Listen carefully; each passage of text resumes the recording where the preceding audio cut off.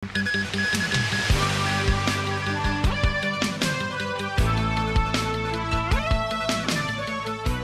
家好，我係陳宇橋。8號西北烈風或暴風信號生效，天文台話唔排除發出10號信號嘅可能性，全港學校今日停課。超強颱風蘇拉集結喺香港東南偏東約260公里，預料向西北偏西移動，時速約10公里，移向廣東東部沿岸。天文台話過去幾個鐘頭，蘇拉繼續靠近廣東東部沿岸，本港嘅風力逐漸增強。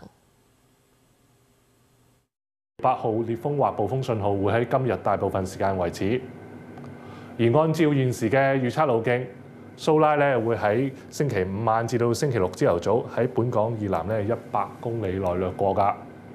天文台會視乎本港嘅風力變化，考慮是否改發更高嘅熱帶氣旋警告信號。而雷達圖像可以見到蘇拉完整嘅眼壁同埋大風區正係逐漸靠近本港㗎。而佢嘅外圍雨帶亦正係影響緊廣東東部沿岸。預料今日稍後本港天氣會顯著轉壞，有狂風大驟雨，風勢猛烈。政府召開跨部門會議，商討應對方案，包括全港學校今日停課。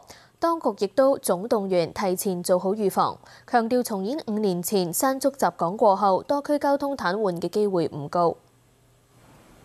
因應超強颱風蘇拉逼近，政府召開跨部門會議，商討應對方案，再召開記者會，話唔排除發出10號颶風信號嘅可能性。所有學校今日停課。咁預計呢，佢嗰個嘅係最接近香港嘅時間呢，會係喺即係9月1號嘅夜晚至到9月2號嘅初時嚇，會係一個相當接近香港嘅地方呢係掠過咁樣嘅。而佢當時候咧維持個強度咧，將會係喺呢個強颱風至到咧呢個超強颱風嘅級別。個天氣預測裏邊咧已經係講咗咧，就係話離岸同埋高地咧個風力咧就可能會去到颶風嘅程度嘅嚇。咁所以咧就係到時候如果係真係如咁嘅情況係出現嘅話咧，係需要咧有需要咧就係即係發出呢個嘅10號嘅颶風信號。咁當然呢個仍然好視乎啊，到時候呢個蘇拉嚟到佢嘅路徑。天文台預計蘇拉靠近本港嘅時候，沿岸低窪地區會受風暴潮影響。舉例，吐露港會喺星期5晚至5夜可能出現預料潮位達到海圖基準面以上5米，即係達到風暴溫帶嘅情況。自星期六中午前，維港同大澳都可能出現水浸，分別達到海圖基準面以上3至3.5米，以及3.5至3.8米。風暴潮嘅情況呢，有機會係同2018年山竹襲港嘅時候相若。另外一個可能性就係話佢去喺一個香港以東嘅地區已經係先登陸咗，譬如喺呢個嘅汕尾至到深圳一帶，咁而喺香港嘅北面掠過，到時候嗰個風暴潮嘅影響會比較細。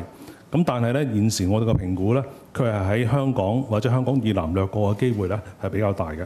政務司司長陳國基話：政府總動員已經提前作預防工作，將市民安全放喺首位。全部將佢哋嘅準備工作擺到好前，預先做嘅嚇，乜嘢都預先做。咁啊，盡量希望咧，大家能夠做好一個準備。咁當然啦，我哋希望咧個風嗰個實際上嗰個損害係唔係咁大。